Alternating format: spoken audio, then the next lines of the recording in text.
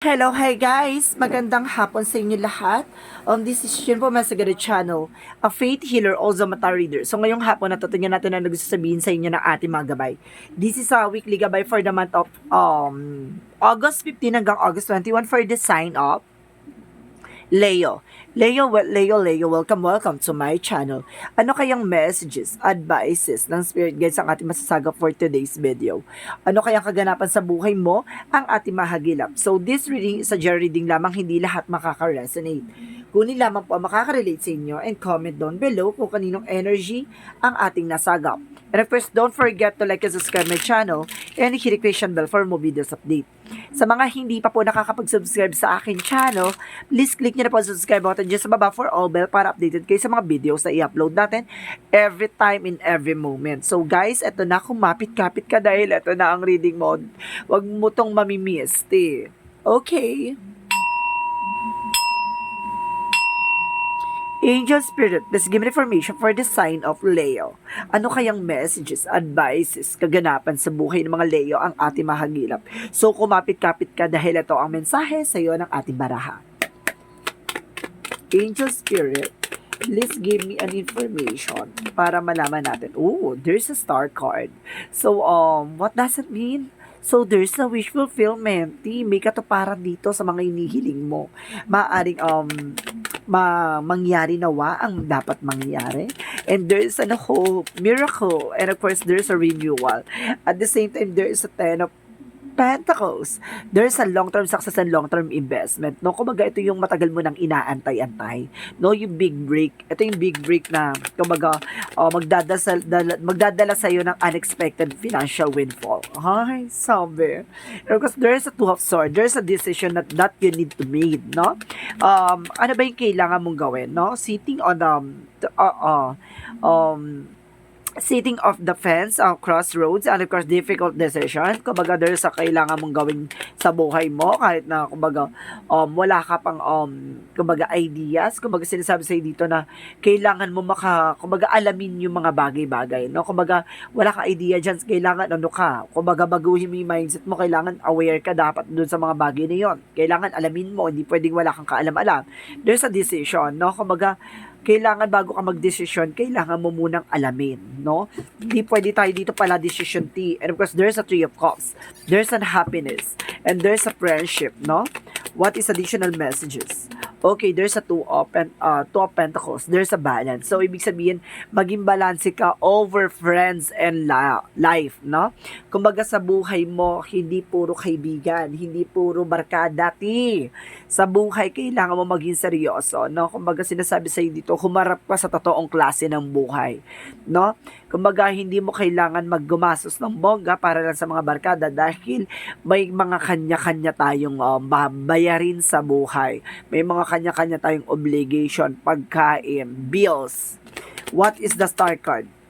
There's a Seven of Wands, no? There's a protection. Or kailangan mo mag-set ng boundaries, no? Kumbaga, para maisakatuparan mo ang mga pangarap mo. No? Kumbaga, kung hindi ka magsiset ng boundaries, paano mo maisasakatuparan at paano mo masisimulan ang planong gusto mong masimulan, 'di ba? So, what is additional messages?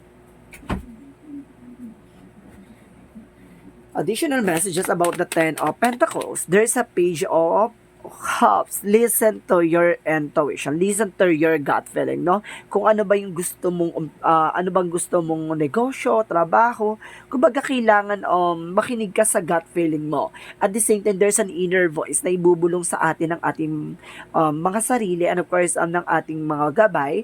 Kumbaga sinasabi sa dito na kumbaga umpisahan mo ng gawin. And of course, sinasabi sa'yo dito na kailangan mong mag-isip kung ano ba yung uunahin mo. Ano ba yung magiging life purpose mo. What is additional messages about the Two of Swords? There's a Seven of Pentacles.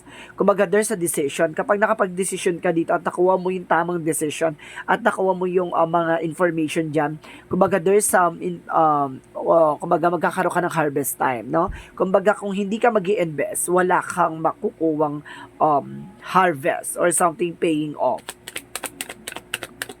What is Page of Swords? Page of Swords, there's a Chariot card. No, maraming parating na balita, maraming parating na pagbabago. no? Kung hindi mo sisimulan, paano magbabago? 'Di ba? Kung baga, hindi gagalaw ang baso, kung hindi ka kikilos. So, what is the Three of Cups and of course the Two of Pentacles? There's a King of Pentacles. Security. Bigyan mo ng seguridad about sa finances mo.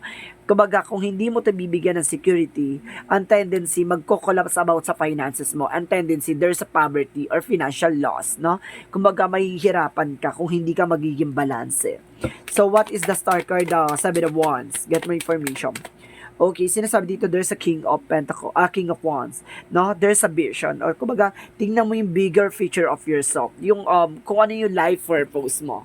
'Di ba? Dapat tinitingnan mo na yung sarili mo sa, kumbaga, 10 years from now, 5 years from now. Kailangan ganun ka tumingin. Ahead ka dapat tumingin. Hindi mo tinitingnan yung mangyayari bukas na, kumbaga bukas lang, ganito, ganyan, o makakakain ka na bukas. Hindi ganon. Kailangan pag-isipan mo kung anong magiging buhay mo after 10 years, after 5 years. Kumbaga, you have a goal, 'di ba? What is the Ten of Pentacles? The Page of Cups, and of course there's a Six of Wands. Now there's a victory and success. Magkakaroon ka dito ng recognition. Kumbaga, pag nakinig ka sa inner voice mo, at the same time nag-invest ka on your own. Kumbaga, inayos mo yung financial mo, resource of income mo, no? Kumbaga, magkakaroon ka dito ng victory and success, oh. Kumbaga, nakita mo na yung mangyayari sa iyo sa hinaharap. Kumbaga, ang tendency nito, mananalo ka sa laban, mananalo ka sa buhay, 'di ba? What is the Two of Swords and of course the Seven of Pentacles? Tingnan mo rin sila, ha. Tingnan mo yung mga kaibigan mo. May mga kaibigan ka dyan na money to the tawag dito, happy to the happy go lucky, ganon. Kumbaga, may mga ganong kang kaibigan, 'di ba? After 5 years or 10 years from now, kamusta na sila? Same pa rin sila ng senaryo. So, ikaw dapat minomotivate mo yung sarili mo how to improve yourself, no? How to develop yourself, 'di ba? Kumbaga, sinasabi sa dito, tinitingnan mo yung bigger feature of yourself, 'di ba? Hindi yung mga bagay na okay na 'yan, kaya pa 'yan. No, hindi ganon. Kumbaga, kailangan ini-encourage mo yung sarili mo, at the same time kailangan kumbaga, parang china-challenge mo yung sarili mo na kumbaga sa susunod na eksena, 'di ba? Hindi na ikaw ang kumikilos, hindi ka na gumagalaw, yung pera na yung kikilos sa iyo. Kumbaga, sinasabi sa iyo dito na there's an hope. Kumbaga, ikaw magpapabago ng buhay mo. There's a Ten of Pentacles. There's an harvest and of course financial windfall. Kumbaga, paano uulan ng biyaya? Paano uulan ng finances sa iyo? So, So, ibig sabihin, dagdagan mo ang resource of income mo. Ibig sabihin ko, hindi lang yun ang kukuhanan mo ng finances. Okay, yung mga bills, no? And of course, sinasabi sa'yo dito, kailangan tatlo or lima yung pagkukuhanan mo ng finances. Para yung pera na lang yung nagtatrabaho for you. Ikaw, pa-blessing, manage, ganon.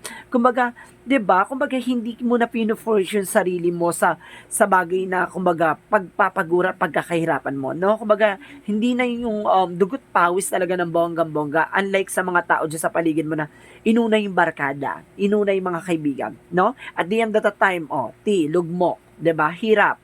Kumbaga, tumanda na, nagtatrabaho pa rin. Ikaw, kumbaga, ngayon pa lang, binibuild mo na yung sarili mo dun sa magiging bigger feature sa'yo. Diba? Kumbaga, tinitignan mo na 5 years from now, 10 years from now, hindi ka na magtatrabaho, hindi ka na mag-ano. Kumbaga, negosyo, pera na yung a-under sa'yo. Ganun yun, Kumbaga, manage your perspective and of course, your mindset.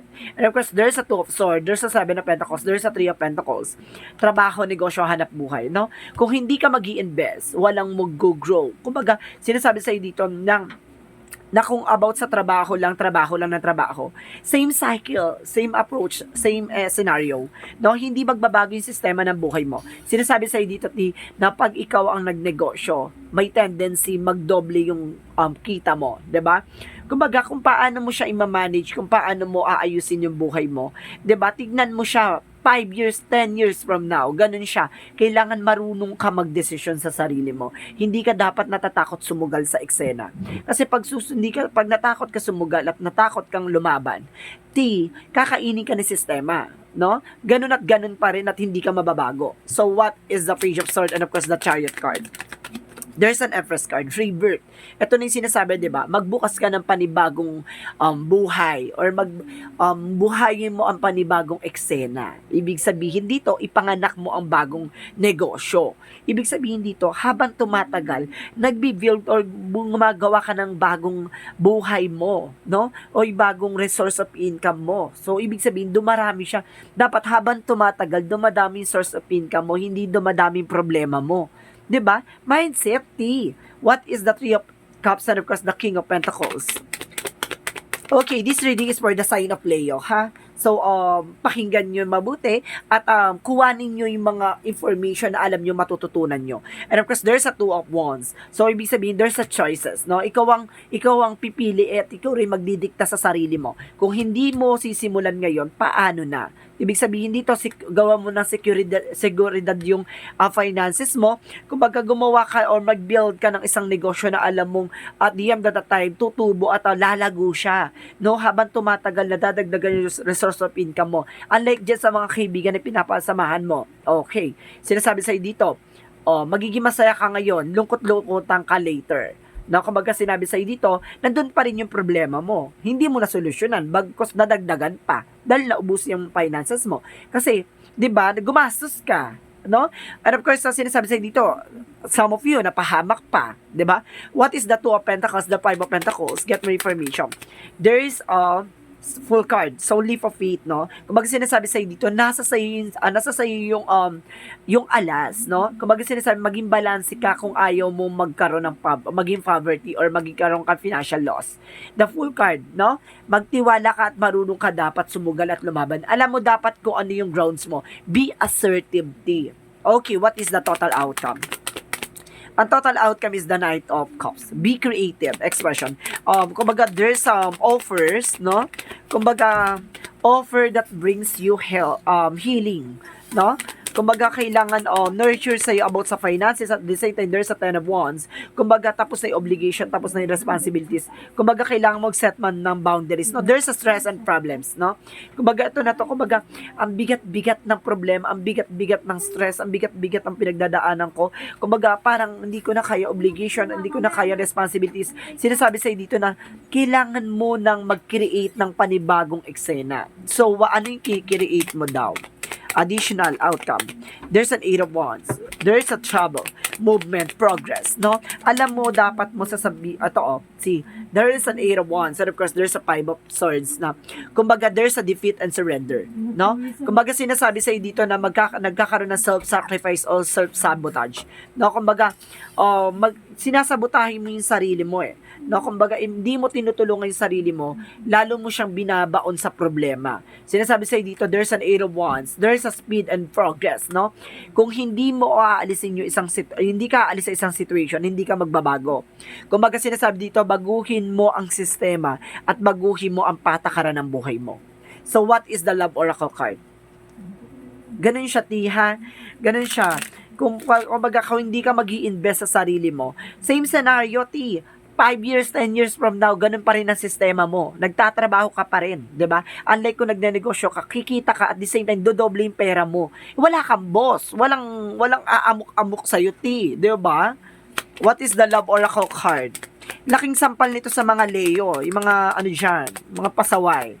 Okay, what is additional messages? There's a girl with a snake. So, ibig sabihin, may mga ahas ka dyan sa tabi mo. May mga ahas ka sa paligid mo. 'Di ba? Mag-set ka ng boundaries. 'Di ba? Yung mga taong kinakausap mo, pinapalaki mo sila bilang isang ahas na tutuklaw mismo sa'yo. And of course, sinasabi dito, there's a hand of card. 'Di ba? Nasa sa'yo yung alas. I told you so. 'Di ba? There's a take a chance, risk. 'Di ba? Sinasabi dito, kung hindi ka susugal, hindi mo malalaban yung tamang eksena or yung pagbabago sa buhay mo. Take a chance, 'di ba? Kumbaga, bigyan mo ng chance yung sarili mo mag-improve, mag-develop, no? What is Archangel Michael messages? Kasi napaka-toxic na and although kumikita ka, pero ang tendency, same scenario, same sistema, ganun pa din lalo na ang inflation dito sa atin, masyado talagang mataas, masyado talagang mababa ang pera sa atin, 'di ba? Kumbaga, ang gara ng kumbaga ang gara ng eksena 'di ba? Kumbaga Iba talaga ang eksena dito. Kumbaga sinasabi sa dito na kailangan mo magnegosyo. Hindi ka uunlad ng hindi mo babaguhin ang sistema mo. What is Archangel Michael messages? And of course, sinasabi dito, write about your feelings and thoughts, no? At sinasabi sa dito na tama yung gut feeling mo. Some of you nakakaramdam ka na parang pananawa or something pagod, no? Kumbaga pumapasok na sa isip mo na I need to change my life, no? I need to change tawag dito yung sistema, no? Kumbaga sinasabi sa ng puso mo o ng isip mo na hindi na tama, no? Kumbaga binibigyan ka ng awakening or enlightenment sa isip mo. At the same time, the situation is already resolved. So some of you na resolbahan na, yung iba diyan ha, kumbaga nagkaroon na ng settlement, no? About sa trabaho over business. What is the Jesus loving quotes? What is the Jesus loving quotes? Okay. Sinasabi dito, I am with you always even at the end of the world. Ibig sabihin dito sabi ni Jesus Christ na nasa tabi mo lang daw si Jesus Christ kahit na parang ang bigat-bigat na ng problema. Bakit parang pinagsakloban ka ng langit at lupa? Sinasabi sa ni Jesus na lagi siyang nasa tabi mo. Kumbaga, binibigyan ka lang niya ng lesson and of course ng knowledge, no, sa mga bagay-bagay. Kasi kung hindi mo mararanasan yan, paano ka mag-grow? 'Di ba? What is the energy? What is the energy? Energy is the thinking woman. So, ibig sabihin na you're feeling paranoid or some of you maka nag-iisip-isip na. It's a good part. And of course, sinasabi dito, all tied up. Kumawala ka sa eksena, no? Kailangan mo pakawala ng sarili mo sa, kumbaga, imprisonment, no? And of course, there's the Sun card. Magkakaroon ka ng inner clarity, no? Kumbaga, mabibigyan na ng kasagutan lahat ng katanungan mo. And of course, what is additional messages? Counseling, diba? Kailangan mo makinig sa inner voice mo. At makinig ka, at hindi tayo yung parang tinatalakan ka lang ng magulang mo or kinakausap ka ng magulang mo na ganito, ganyan, labas sa kabilang tenga, pasok kabilang tenga, ganon. Hindi ganon ang buhay, ha? Kumbaga, kailangan mag-mature tayo. And of course, there's a book, no? Kumbaga, kumbaga, ang buhay natin parang libro, no? Kumbaga, minsan kumbaga hindi pa napapanahon at minsan kapag chapter mo na ang binabasa ng Panginoon, ibig sabihin galingan mo dahil chance mo na to para mabago ang buhay mo. What is a chakra? Ibig sabihin yan, line up lang yan. Ibig sabihin hindi mo pa panahon. Pero pag panahon mo na, galingan mo. Confusion. Some of you naguguluhan ka pa ngayon and there's a service. Some of you kumbaga nagkakaroon ng serbisyo, no? Home service, and of course sinasabi dito, there's a guilt, no? Kumbaga nagkakaroon ka din ng guilt sa sarili mo eh. At the same time, what is the guilt? It's all about, no? Kumbaga may guilt yan, di ko lang alam, di ko lang na ano yung energy kung anong aspect ng guilt na to. Pero parang feeling ko may ngit-ngit to, may ngit-ngit. Okay, what is additional messages? Okay, there's an abundance. So, see, may magandang bukas na nakalaan sa'yo. There's a physical reality. Kumbaga, ibig sabihin, madadala mo yung sarili mo sa mga, sa magandang buhay. And of course, there's an gratitude. No? Be thankful kung ano man ang meron ka. Maging thankful ka sa mga opportunities na pumapasok sa'yo. So, what is additional messages? What is additional messages?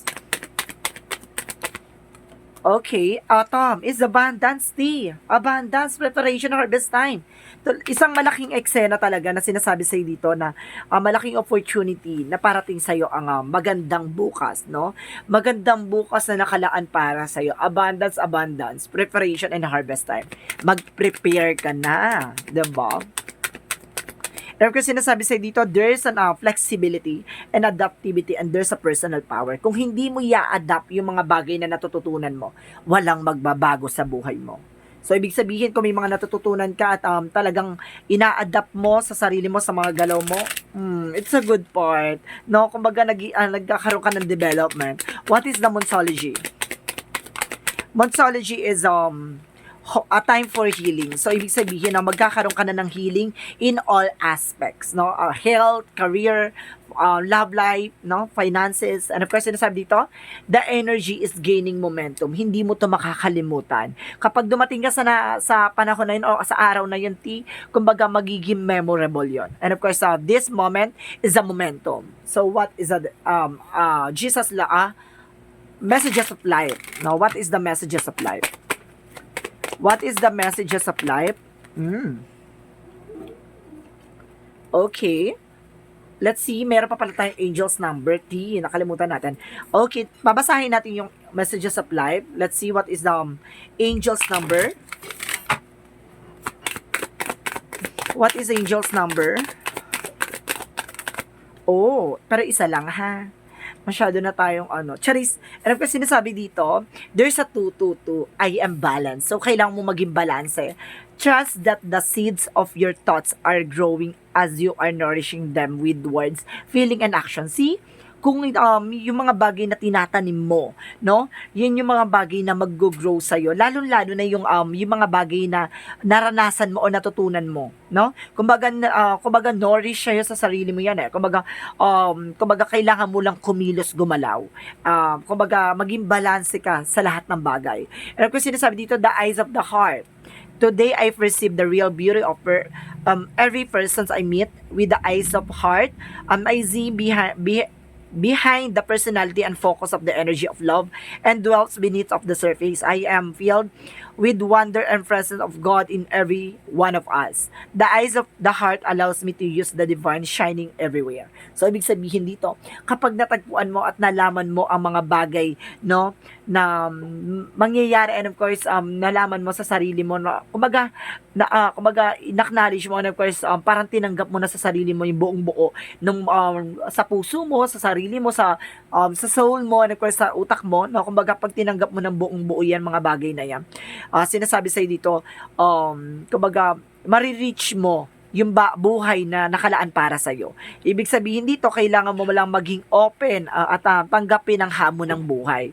No? Kailangan mo lang lumaban at sumugal sa eksena na to. So, this reading is a weekly gabay for the month of August 15 hanggang August 21 for the sign of Leo. This reading is a general reading lamang, hindi lahat makaka-resonate. Kunin lamang pa makaka-relate sa inyo and comment down below kung kaninong energy ang ating nasagap. Maraming salamat guys and see you in the next video. Bye-bye and babush!